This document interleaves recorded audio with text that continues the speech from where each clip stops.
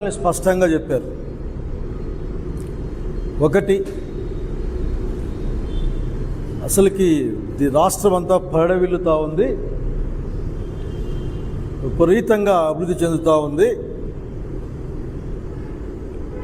అభివృద్ధి ఇంకా ఎక్కువ అభివృద్ధి చెందుండేది అని మరి ఇంకా మామూలు ఆవు కథలాగా చంద్రబాబు నాయుడు గారు, జగన్మోహన్ రెడ్డి గారి ప్రభుత్వం, గత ప్రభుత్వం అనేక తప్పులు చేసింది లేక అప్పులు చేసింది అని మాట్లాడుతూ వచ్చాడు.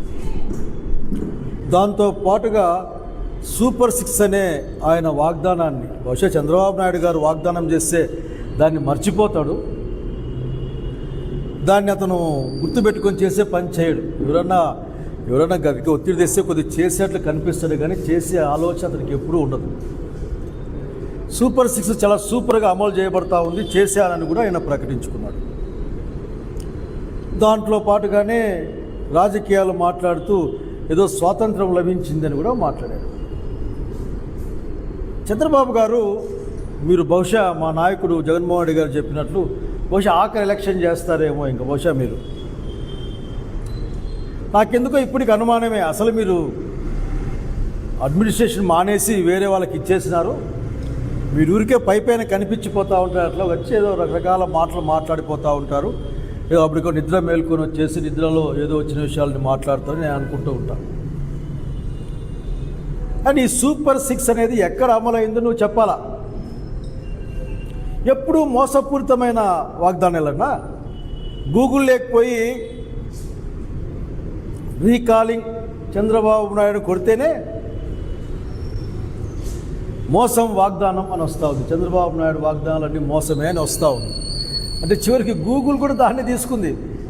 మీరంటేనే, చంద్రబాబు నాయుడు గారు అంటేనే మోసం మాటలు చెప్తాడు, మోసం చేస్తాడు అనే విధంగానే ట్రెండ్ అవుతుంది ఈ రోజున. చంద్రబాబు నాయుడు గారు, మీ సూపర్ 6ని ఎక్కడ చూస్తారో అక్కడ మేమే ఏర్పాట్లు చేస్తాం. ఎందుకంటే ఇప్పటికే 2 లక్షల కోట్ల రూపాయలు అప్పు చేసి కూడా ఎవరికి కూడా ఏమీ ఇవ్వకుండా, కేవలం డబ్బులు ఏమైనాయో కూడా చెప్పకుండా ప్రతి వారం అప్పులు చేసుకుని ఈ రాష్ట్రాన్ని అధోగతి పాలు చేస్తున్న మీ నాయకత్వంలో ఉన్న ఈ రాష్ట్రానికి చెప్పేదేమంటే, మీకు ఇబ్బంది ఏమో, మీరు ఏ మండలానికి వస్తే ఆ మండలంలో మీకోసం లేదంటే ఏ కాన్సెన్స్కి వస్తే, ముఖ్యంగా నా కాన్సెన్స్కి రండి, వేరే వాళ్ళతో ఎందుకు, నాకు ఏర్పాటు చేద్దాం. మీరు పోయిన సంవత్సరం నుంచి ఇంతవరకు ఎంతమందికి ఆడబిడ్డ డబ్బులు ఇచ్చారు, ఎంతమంది రైతులకు మీరు రైతు భరోసా ఇచ్చారు, అట్లాగే అమ్మఒడి అనబడే తల్లికి వందనం ప్రోగ్రాం, లేక తల్లికి వందనం అనబడే అమ్మఒడి ప్రోగ్రాం ఎంతమందికి ఇచ్చారు. సరే, బస్సింగ్ నిన్ననే మొదలుపెట్టినారు. 15 రకరకాల సర్వీసులు ఉంటే 5-6 సర్వీసులు మాత్రమే పర్మిషన్ ఇస్తామని చెప్పారు. విపరీతంగా మీరు ప్రచారానికి చేసుకున్న డబ్బులు ఆర్టీసీకి ఇచ్చినా కనీసం ఆర్టీసీ వాళ్ళకి డీజిల్ కన్నా వచ్చి ఉండేది. రండి మాట్లాడదాం. అంత నిస్సిగ్గుగా, అంత బహిరంగంగా ఏ విధంగా మీరు మోసపు మాటలు చెప్పగలరో మాకు ఇప్పటికీ అర్థం కాదు. మీరు మారడమే లేదు. మీకు ఏ కోశానా మీ మొహంలో ఆ అపరాధ భావం కూడా కనపడదు.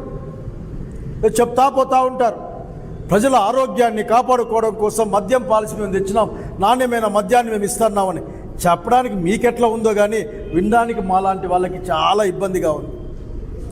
స్వాతంత్ర దినోత్సవ వేడుకల్లో మీరు మద్యం గురించి మాట్లాడతారు, నాణ్యమైన మద్యాన్ని ఇస్తామని మాట్లాడతారు. మీ నాణ్యమైన మద్యం బెల్ట్ షాపుల రూపేణా అన్ని ఊర్లలో వాడల్లో ఉంది. మీ వాళ్ళ ప్రమేయంతో 20 రూపాయలు, 30 రూపాయలు, 40 రూపాయలు ఎక్స్ట్రా డబ్బులతో అమ్మబడతా ఉంది. ఈ రాష్ట్రం మొత్తం 99% షాపులు మీ వాళ్ళకే, అంటే మీ కూటమికి సంబంధించిన వాళ్ళకే వచ్చి ఉన్నాయి, రాకపోతే లాక్కొని ఉన్నారని కూడా చెప్పబడతా ఉన్నాయి. చూసుకోండి వచ్చి ఒక్కసారి. మా ఊర్లో అయితే మా జిల్లాలో రోడ్డు మీద పడే కొట్టుకుంటూ ఉంటారు మా సారాయంగన్ల కోసం. మీ నాణ్యమైన మద్యం కథ ఇది. పైగా 1,20,30,00,000 మందికి ఉచిత ఇసుక ఇచ్చామని దేశమంతా చెప్పుకుంటా ఉన్నారు. జగన్మోహన్ రెడ్డి గారి పరిపాలనలో ఉన్న ధర కంటే ఎక్కువ డబ్బులు ఖర్చు అవుతూ ఉన్నాయి, మాఫియాలు పనిచేస్తూ ఉన్నాయి. రీచ్ల దగ్గర ట్రాన్స్పోర్ట్ పేరు మీద నింపే పేరు మీద ఆఖరికి ఈ పేరు మీద డబ్బులు మొత్తం అంతా ఖర్చు అయిపోతూ ఉన్నాయి.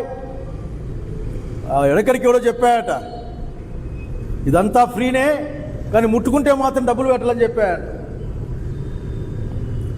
చూడ్డానికి ఫ్రీ, తెచ్చుకోవాలంటే వేలాది రూపాయలు ఖర్చు అవుతున్నాయి. ఆ వేలాది రూపాయలు కూడా మాఫియాల రూపేణా మీ పార్టీ వాళ్ళు, మీ కూటమి వాళ్ళే చేజిక్కించుకుంటున్నారన్నమాట. వాస్తవం కాదా? రండి మాట్లాడదాం. అదేం మాట్లాడతారు మీరు అక్కడ పోయి? సూపర్ 6 అమలు చేసిన ఎట్లా వచ్చింది మీకు ఆ నాలుగుకి? మా నాలుకలో మందం ఏదో కోస్తామో మందం అట్లా మాట్లాడారు. మా నాలుక ఏమో కానీ మీ నాలుక మాత్రం ఏమాత్రం తడబడదు. అది అబద్ధాలు చెప్పడానికి, సత్యదూరమైన మాటలు చెప్పడానికి, జనాన్ని మోసం చేయడానికి ఒక్క నిమిషం కూడా జంకదని చెప్పడానికి ఏమాత్రం కూడా మేము వెనకాడడం లేదు. మీ నాలుగు గురించి మీరు ఆలోచించుకోవాలా. ఎట్లా చెప్తారు మీరు? ఆ రోజు మీరు ఎలక్షన్ల ముందు బస్సు గురించి మాట్లాడుతూ ఒక అక్కయ్య లిస్ట్ రాసి పెడితే, తిరుపతి, కాణిపాకం, చిత్తూరు రకరకాల ఊర్ల పేర్లు రాసి పెడితే ఆయన వాళ్ళ హస్బెండ్ అంటాడు, నువ్వు 5 ఏళ్ళ నుంచి అడుగుతూ ఉన్నావు, చేయలేకపోయినా కూటమి ప్రభుత్వానికి ఇస్తే ఎక్కడి నుంచి ఎక్కడికైనా పోవచ్చు, కూటమికి ఓటేయండి అని బహుశా కొన్ని కోట్లు ఖర్చు పెట్టి యాడిచ్చింటారు ఆ రోజున. మీరు ఈరోజు మీరు చెప్పే బస్సులన్నీ కూడా జిల్లా దాటిపోవు, లేక జిల్లా దాటాలంటే గంటలు కాదు రోజులు పడే పరిస్థితి. ఇక్కడి నుండి తిరుపతికి లేక హిందూపురం నుంచి శ్రీ అప్పన్న స్వామికి పోవాలంటే ఎన్ని రోజులు పోవాలి, ఎన్ని బస్సులు మారాలి? ఇదొక ప్రయాణం. ఇంకా చెప్పడానికి మీకెట్లా ఉందో కానీ వినడానికి చాలా మాకు ఇబ్బందిగా ఉంది. మేము సిగ్గుపడతా ఉన్నాం నీలాంటి ముఖ్యమంత్రి గారు ఉన్నందుకు. ఏమి ఇచ్చావు మాకేం అర్థం కావడం లేదు. అసలు లెక్కలు చూసాం, ఏమో ఇచ్చాడా ఇతరుని లెక్కలు చూసాం. అసలు మీరు చెప్పిన మాటలు ఏది కూడా భయమేస్తుంది మిమ్మల్ని అనుకుంటే. ఎంతసేపు జగన్మోహన్ రెడ్డి గారి పేరు పొద్దున, మధ్యాహ్నం, రాత్రి. బహుశా భోంచేస్తూ కూడా మీరు మీ పార్టీ వాళ్ళు జై జగన్ జై జగన్ అని ఆఖరికి అనుకుంటూ తింటారేమో నాకు అనుమానం. జగన్మోహన్ రెడ్డి గురించి చెప్పుకోకపోతే మీ దగ్గర ఏంది లేదు, మీరు చెప్పుకోవడానికి ఏంది లేదు. ఊరికే పేపర్లు రాసుకోవడం కోసం, టీవీల్లో చూపించుకోవడం కోసం, యాడ్లు ఇచ్చుకోవడం కోసం, మీ వంది మాదగులు మిమ్మల్ని పొగడ్డం కోసం తప్ప ఇంకా దేనికి పనికిరాని సంగతి గుర్తు చేస్తూ ఉన్నాను. అయ్యా, మీరు పెన్షన్ 1000 రూపాయలు పెంచినామని చాలా గొప్పగా చెప్పుకుంటారు. అసలు నాకు తెలిసి ఇప్పటికే ఇంకా కొత్త లిస్ట్ వస్తూ ఉంది. 5 లక్షల పైగా పెన్షన్లు మీరు పీకేశారు. ఇలా మీరు అట్లాగే మేము తిరిగాం. రీకాలింగ్ చంద్రబాబు నాయుడు మేనిఫెస్టో అని జగన్మోహన్ రెడ్డి గారు పిలిపిస్తే గ్రామంలో ఇళ్ళకి వెళ్ళాం. ఎంత నిస్సిగ్గుగా మాట్లాడతారయ్యా మీరు, ప్రజల్ని మోసం చేస్తూ. ఒక్క సిలిండర్కి డబ్బులు వచ్చినాయి చాలా ప్రాంతాల్లో, అనేక ప్రాంతాల్లో ఒక్క సిలిండర్ కూడా రాలే. వాస్తవానికి మీరేం చేయాలి? ఆఖరికి 3 ఇవ్వాలి. రండి, తీరిక చేసుకొని కొద్దిగా ఎట్లా పనున్నట్లే సింగపూర్ ఊరికే పోయేస్తూ ఉంటారు మీరందరూ, ఊరికే అట్లా ఫ్యామిలీ ట్రిప్ కింద. రండి ఒకసారి అడుగుదాం ఎంత డబ్బులు వచ్చినాయో. దాదాపు 1,59,00,000 డొమెస్టిక్ కనెక్షన్లు ఉన్నాయి యాక్టివ్గా. మీరు మొత్తం ఇవ్వాలంటే 4,000 కోట్ల రూపాయలు రావాలి సంవత్సరానికి. ఈ 15 ఏళ్ళకి దాదాపు 6-7 వేల కోట్ల రూపాయలు రావాలి. అసలు ఎంత వేసారో లెక్క చెప్పండి మీరు, ఎంత డబ్బు ఇచ్చారో లెక్క చెప్పండి మీరు. అన్ని అబద్ధాలేనా? ఆడబిడ్డ నిధికి 18 నుంచి 59 సంవత్సరాల మధ్యలో ఉన్న వాళ్ళకి 1,500 మీ ఇంటికే వస్తుందని మరి నొక్కి చెప్పావే బాబు గారు. అసలు పైసా పంపించావా? మీరు ఇవ్వాల్సిన దాదాపు 32,400 కోట్ల రూపాయల డబ్బులు ఇవ్వాలి మీరు, 1.80 crores జనానికి. పైసా ఇలా ఎగ్గొట్టారు, లేదంటే మోసం చేశారు, దాచిపెట్టుకున్నారు, లేకుంటే దోచిపెట్టుకున్నారో మాకు తెలియదు. కానీ అట్లాగే 20 లక్షల మంది నిరుద్యోగ యువకులకి 3,000 చొప్పున. అసలు మీరు అమ్మ నాయన మీద ఆధారపడాల్సిన అవసరం లేదు, అప్లికేషన్లు అడగాల్సిన అవసరం లేదని మాట్లాడుతూ వేశారు మీరు. కానీ ఇచ్చిన పైసా లేదు. దాదాపు 9,000 కోట్ల రూపాయలు మీరు పిల్లల నోరు కొట్టారు, వాళ్ళ ఆశల మీద నీళ్లు చల్లారు. నిజంగా వాళ్ళ భవిష్యత్తును మీరు కాలు రాసి చెప్పడానికి ఏమాత్రం కూడా వెనకాడలేదు. అసలు మీరు ప్రతి బిడ్డకు కూడా 15,000 రూపాయలు ఎట్లా? అసలు కొద్దిగా మీ ఎమ్మెల్యేలు డ్యాన్స్ చేశారు, నీకు 15 నీకు 15 అనుకుని డ్యాన్సులు చేశారు, డ్రామాలు కట్టారు. ఇంటింటికి పోయి అమ్మ మీ ఇంట్లో 5 మంది ఉన్నారు, 10 మందిని కానీ 10 మందికైనా మేము 15కి మీ పాలసీ మార్చారు కదా ఎక్కువ మందిని కనమని. మీరు ఇవ్వాల్సింది ఆఖరికి 13,112 కోట్లు ఇవ్వాలి. కానీ మీరు ఇచ్చింది కేటాయించింది 8,278 కోట్లే. అంటే 30 లక్షల మంది పిల్లలకి మీరు అడ్డనామమో నిలువునామో తీసేశారు, ఆఖరికి ఎగనామం పెట్టారు, ఆ 2 పక్క పెట్టి. ఇంకా దుర్మార్గం అది ఎందుకు అసలుకి నాకంటే మించిన రైతు పక్షపాత, అసలు రైతుకు వ్యతిరేకి నువ్వు బాబు గారు. వ్యవసాయం దండుగా అని చెప్పిన వాడు బాబు గారు. మీరు అమరావతి పేరు మీద 3 పంటలు పండే భూములు లాక్కొని వాళ్ళ కడుపు కొట్టిన వాళ్ళు మీరు బాబు గారు. మీరు 20,000 రూపాయలు మేము ఇస్తామని చెప్పారు. 20,000 రూపాయలు ఇస్తే అది అదనంగా కేంద్ర ప్రభుత్వం ఇచ్చేదానికి 6,000 రూపాయలకి. ఇంతవరకు కేంద్ర ప్రభుత్వం వేసిన డబ్బులు మాత్రమే వేసి దాదాపు 40,000 రూపాయలు ఎగ్గొట్టారే, లేకుంటే వాళ్ళు ఇవ్వకుండా చేశారే, ఇవ్వకుండా పోయారే. ఏమైంది మీ సూపర్ సిక్స్ కాదా ఇది? మొత్తం మీరు 26,000 రూపాయలు ఇవ్వాలి. 6,000 ఏదో సెంట్రల్ గవర్నమెంట్ పడిందని మనం చెప్పారు. అసలు మీరు మొత్తం వీళ్ళకి ఎగ్గొట్టిన డబ్బు 10,000 కోట్ల పైన ఉంటుంది, గుర్తుపెట్టుకోమని కోరుతా ఉన్నాం. అట్లాగే మీరు ఎప్పుడు ఇచ్చినా దాంట్లో కోత పెడతారు. మీకు ఇవ్వడానికి మనసు రాదు, అదే ఇచ్చే బుద్ధి మీ దగ్గర లేదు. ఆ బుద్ధి జగన్మోహన్ రెడ్డి గారి నుంచి నేర్చుకోవాలి మీరు. జనానికి ఇవ్వడం ఎట్లా, పేద ప్రజలకు ఇవ్వడం ఎట్లా అని ఇచ్చే బుద్ధి మీ దగ్గర లేదు. కాబట్టి దాంట్లో లబ్ధారుల పైన కోత విధించారు. మీ దగ్గర ఎంత దుర్మార్గం అంటే, ప్రభుత్వమే ఇన్సూరెన్స్ కట్టే పరిస్థితి నుంచి ప్రభుత్వం కట్టుకోలేక కేవలం 10 లక్షల మంది మాత్రమే కట్టాలని వార్తలు వస్తూ ఉన్నాయి. రేపు వ్యవసాయం ఇప్పటికి ఎత్తిపోయింది చాలా ప్రాంతాల్లో. చాలామంది ఆకాశం వైపు కాకుండా ఆఖరికి కన్నీళ్లతో భూమి వైపును చూసే పరిస్థితి ఉంది. చంద్రబాబు నాయుడు గారు మీ రైతు వ్యతిరేకతను ఇక్కడే చూపించారు. రైతాంగానికి డబ్బులు ఇవ్వలే మీరు. అసలు మీరు ఇంకా తమాషోటి 50 ఏళ్ళు దాటితే చాలు పెన్షన్. ఇంకంతే, ఈ చేతికి అడ్డంలే, నోటికి అడ్డంలే మాట్లాడడానికి. చేయి తిప్పి తిప్పి మాట్లాడడం, ఆ 2 ఏళ్ళు ఉంటాయి పైకి ఊపి మాట్లాడడానికి. దాదాపు మీరు 20 లక్షల మందికి ఇవ్వాలా 4,000 చొప్పున, అంటే అదొక 9,600 కోట్ల రూపాయలు. ఎక్కడ మరి మీరు ఏ విధంగా మీరు చెప్పుకుంటారు? మీరు సూపర్ 6 అమలు అయిపోయింది సూపర్, కానీ సూపర్ 6ని సూపర్గా మీరు ఫ్లాప్ చేశారు. దాన్ని కనపడకుండా చేసే ప్రయత్నం చేస్తూ ఉన్నారు. మీరు పెద్ద సూపర్ బ్లఫ్ మాస్టర్గా పేరు తెచ్చుకుంటా ఉన్నారు. ప్రజల్ని బ్లఫ్ చేసిరని చెప్పడానికి నేను బాధపడతా ఉన్నాను. మీరు ఏం మాట్లాడతారంటే, మాట్లాడితే నా ఇంత అనుభవం లేదు, సంపద సృష్టిస్తా, కాగ్నిజెంట్కి 99 పైసలకి, ఇంకోటికి 1 రూపాయికి, ఇంకోటికి 30 రూపాయలకి అమ్ముకొని అసలు ప్రజల ఆస్తుల్ని అప్పనంగా అమ్ముకునే మీ కార్యక్రమాన్ని, దాంట్లో వెనకాల చీకటి భాగవతం ఏముందో ప్రజలకు అర్థమవుతా ఉంది. మీరేమి ఆఖరికి తప్పించుకోలేదు. ఆఖరికి మీ రియల్ ఎస్టేట్ ఆలోచనలు తప్ప ఇంకేమీ లేవు. ఆంధ్రప్రదేశ్ యొక్క అదేది బ్రాండ్ వాల్యూ మేము పోగొట్టామా? మీరు పోగొట్టారు. సింగపూర్ పేరుతో, సింగపూర్లో ప్రైవేట్ కన్సార్షియం పేరుతో మీరు అగ్రిమెంట్లు చేసుకొని ఉచితంగా అసలు ప్రభుత్వం డబ్బులు ప్రజల భూములు ఇచ్చి వ్యాపారం చేద్దామనుకొని, ఆ వ్యాపారంలో మీకేముందో రేపు భవిష్యత్తు అన్ని విషయాలు బయటకు వస్తాయి. కానీ నీ సహచరుడు, నీ మిత్రుడు, లేకపోతే నీ భాగస్వామి ఈశ్వరుని, మీ పుణ్యమాని జైలుకు పోతే అంతర్జాతీయంగా ఆంధ్రప్రదేశ్ యొక్క బ్రాండ్ వాల్యూ పడగొట్టింది మీరే అని స్పష్టంగా చెప్పాలనుకున్నా. మొన్న కూడా మీరు పోయొచ్చారు కదా, మొత్తం ఫ్యామిలీ అంతా వేసుకొని, మీ కొడుకు, మీ మంత్రి ఒక ఆయన, ఇంకో మంత్రి అంతా పోయొచ్చారు కదా.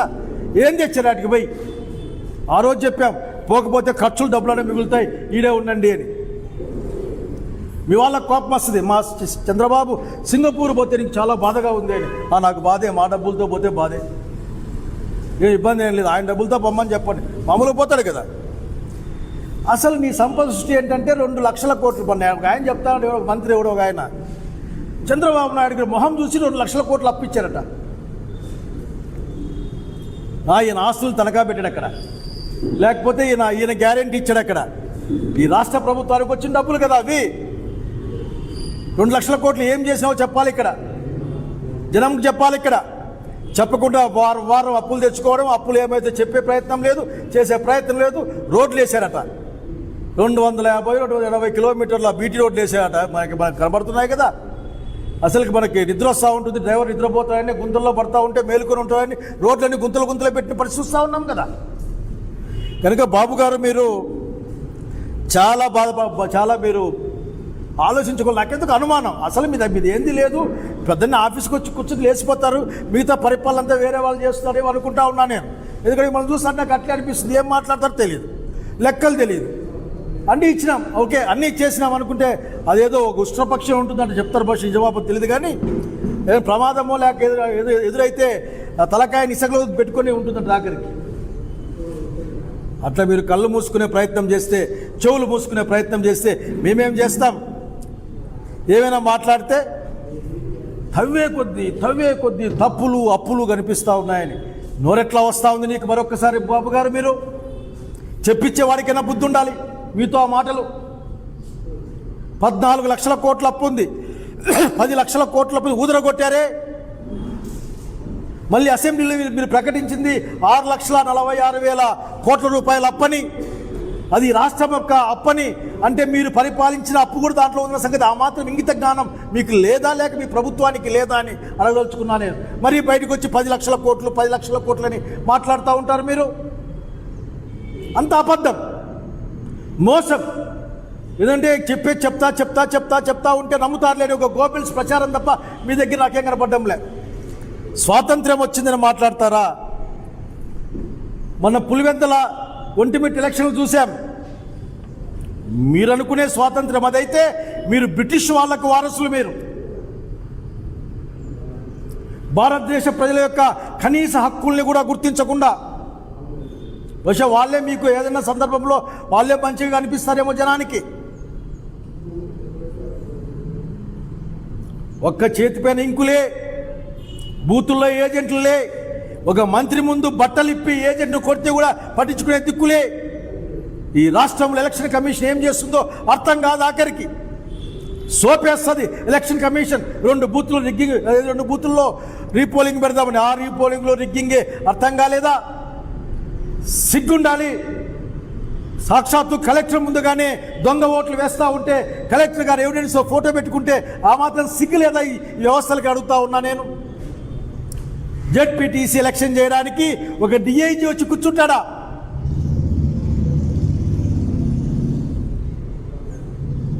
మళ్ళీ స్వాతంత్ర్యం గురించి మాట్లాడుతూ ఉన్నారు మీరు. మిమ్మల్ని చూస్తే నాకు స్వాతంత్ర పోరాటాన్ని అణచాలనుకున్న వాళ్ళు గుర్తుకొస్తున్నారు. కానీ నాకు ఇంకోటి ఏం గుర్తు రావడంలే. ఇది ఎక్కడికి పోతుందో, ఈ ప్రకంపనలు ఎక్కడి దాకా పోతాయో, భారత ప్రజాస్వామ్యానికి ఏ విధంగా ఈ ప్రకంపనలు చేరుతాయో కూడా అర్థం చేసుకునే కాలం ముందుంది చంద్రబాబు నాయుడు గారు. పైగా మిమ్మల్ని సర్దుకోవడం కోసం రకరకాల మాటలు మాట్లాడడం. మామూలుగా ఒక మాట చెప్తా, నీ ఇంగిత జ్ఞానానికి ఏమైంది, లేదంటే మన తెలివితేటలకి ఏమైనాయి? ఎవరికైనా కానీ యుక్తాయుక్త చక్షణ జ్ఞానం మనకుండదా? కనుక మీరు జగన్మోహన్ రెడ్డితో మీరు పోటీ పెట్టుకోబాకండి. నేను చాలాసార్లు అది చెప్తా ఉంటా, జగన్మోహన్ రెడ్డి గారితో మీరు పోటీ పెట్టుకోవద్దండి అని. ఎందుకంటే కోవిడ్ కష్టకాలంలో కూడా జగన్మోహన్ రెడ్డి గారు పథకాలు ఆపలేదు.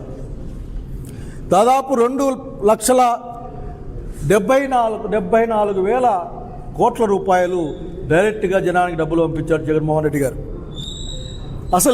అసలుకి గవర్నమెంట్ మెడికల్ కాలేజీలు, షిప్పింగ్ హార్బర్లు, పోర్ట్లు ఎన్నని చెప్పుకోవాలి. ఆంధ్రప్రదేశ్ రాష్ట్రంలో ఇన్ఫ్రాస్ట్రక్చర్ని పెద్ద ఎత్తున పెంచిన వాళ్ళుగా జగన్మోహన్ రెడ్డి గారి ప్రభుత్వం ప్రజలకు గుర్తుంటుంది. మీరు గవర్నమెంట్ మెడికల్ కాలేజీని అమ్ముకునే ప్రయత్నం చేస్తూ ఉన్నారు. మీ వాళ్ళకేని అంటా ఉన్నారు. ఆల్రెడీ మీరే కమిటీ, మీరే కంప్లైంట్, మీరే న్యాయ నిర్ణేత, మీరే తీర్పు, మీరే అమలు చేస్తారు. అసలుకి ఎట్లా మీరు పోల్చుకుంటారు జగన్మోహన్ రెడ్డితో? ఇసుమంతైనా మీరు పోల్చుకొస్తారా? దాదాపు 3,000 ప్రొసీజర్లతో ఆరోగ్యశ్రీ, పూర్తి fee reimbursement, Vidya Deevena, Vasathi Deevena, uniforms, బుక్స్తో kit, దాంతో పాటుగా పంటల బీమా, సున్నా వడ్డీ పంట రుణాలు, ఇన్పుట్ సబ్సిడీ, ఆర్బీకేల ద్వారా రైతుకు హెల్ప్ చేయడం, కళ్యాణమస్తు, షాదీ తోఫా, కాపు నేస్తం, వాహన మిత్ర, ఈబీసీ నేస్తం, చేయూత, ఆసరా, ఇట్లా అనేకమైన చెప్పుకుంటూ పోతే అసలుకి రాసుకునే చాలా టైం పడుతుంది. మీకు తెప్పించుకోండి ఒకసారి. మీరు గవర్నమెంట్లో చెప్పి జగన్మోహన్ రెడ్డి గారి ప్రభుత్వం ఏ కార్యక్రమాలు అమలు చేసింది, మీరేం చేస్తున్నారు? మీరు చేసింది ఒక్కటే, జనాలు మాట్లాడుతూ ఉన్నారు. మీరు శ్రీలంక గురించి మాట్లాడేవాళ్ళు అప్పుడెప్పుడు. ఆఖరికి శ్రీలంక చాలా బాగుంది ఈరోజు ఆంధ్రప్రదేశ్ రాష్ట్రం కంటే. ద బెటర్ స్టేట్ నౌ వాళ్ళది. అయ్యా చంద్రబాబు నాయుడు గారు మనకు ఒక ఆయన కామెంట్ చేస్తూ ఉన్నాడు, 50,000 ఎకరాల భూమిని 10 అడుగులు పెంచి అమరావతి కట్టాలట. దాదాపు 4,000 రూపాయలు ఖర్చు పెడితే 5 స్టార్ ఫెసిలిటీస్తో చదవపడుక్కి కన్స్ట్రక్షన్ ఉంటుందంటే మీరు 10,000 రూపాయలు ఇస్తూ ఉన్నారు. దాదాపు 1.5 times ఎక్కువ ఇస్తే 150 ఎట్లా ఎక్కేస్తాం? 6,000, 5,000, 6,000 ఎక్కువ ఇస్తూ ఉన్నారు. అసలు మీరు ఏం మాకేం అర్థం కావడంలే. బహుశా మీరేమైనా అక్కడ అన్ని నీళ్ళల్లో మునిగున్నాయి, ఐకానిక్ టవర్లు అన్ని నీళ్ళలో మునిగున్నాయి. రేపు పొద్దున మీరు అక్కడ బహుశా అనుమానం బస్సులు గిస్సులు ఉన్నవేమో.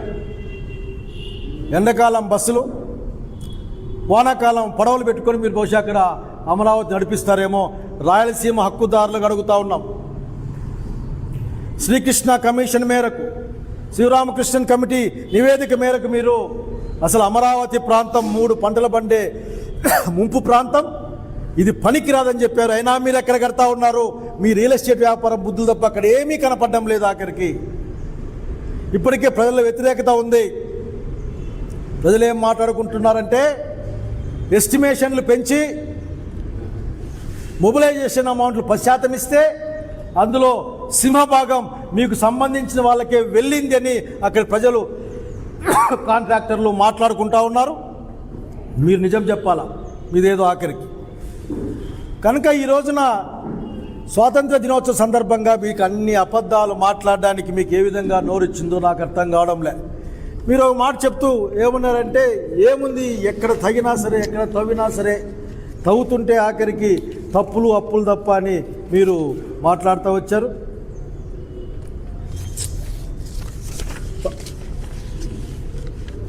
నేను మాట చెప్పాలనుకుంటున్నా, ఇంకా 15 నెలలకు కూడా మీరు మా తప్పులు అప్పులు తవ్వుతూ ఉన్నారేమో. బహుశా ఆడ ఏమీ లేదు కాబట్టి ఆడ మీరు తవ్వి లేని సృష్టించే ప్రయత్నం చేస్తున్నారేమో అనుమానంగా ఉంది నాకు. కానీ ముఖ్యమంత్రి గారు, కూటమి నాయకులారా, ప్రజలు మీకోసం, మీ ప్రభుత్వాన్ని పూర్తి చేయడం కోసం ఒక లోతైన గొయ్యి అయితే తవ్వుతూ ఉన్నారు. గుర్తుపెట్టుకోమని కోరుతా ఉన్న సమయం వచ్చినప్పుడు ఖచ్చితంగా మిమ్మల్ని ఆ లోతైన గొయ్యిలో పడేస్తారు. ప్రజలు విఘ్నులు ఆఖరికి. అసలుకి మీకు ఏ విధంగా మీరు అసలు మాట్లాడతారో నాకు అర్థం కావడం లేదు. అంటే చంద్రబాబు నాయుడు వాళ్ళు తమాషగా ఉంటారు, ఆయన చెప్పింది అంతా మర్చిపోతారులే అనుకుంటారు. ఎన్నికల ముందు చంద్రబాబు నాయుడు గారు ఇచ్చిన ఏంది బాండ్ ఇదే, బాండ్ పేపర్ ఇదే. దీంట్లో ఆయన ఏం చెప్తాడంటే, పరస్పర సహకారంతో అందరూ పనిచేస్తాం, అన్నీ అమలు చేస్తాం వాగ్దానాలని, ఎటువంటి షరతులు లేకుండా అని సంతకాలు పెట్టాడు ఆయన.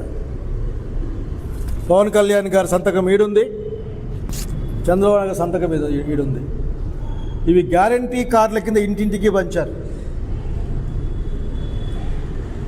కనుక అందుకే మీ స్వపరిపాలన అర్థం కాక జనాలు ఊర్లోకి రానియడంలే మిమ్మల్ని.